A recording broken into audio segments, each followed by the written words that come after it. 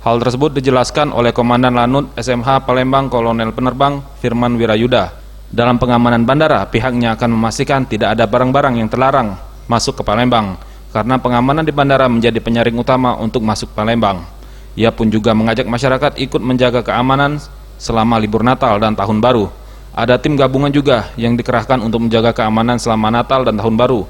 Menurutnya, pengamanan bukan hanya tanggung jawab polisian dan keamanan saja, tapi juga seluruh masyarakat. Beberapa alat deteksi sudah dipasang untuk pengamanan ini dan tentu untuk membantu kepolisian.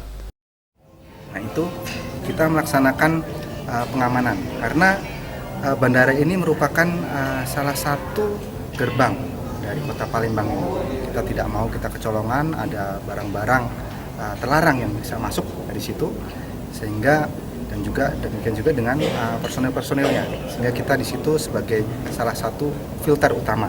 Kita juga dibantu dengan rekan-rekan dari kepolisian, dengan angkatan darat, kemudian juga dengan dari angkatan laut, kemudian dari Bea Cukai, Afsek.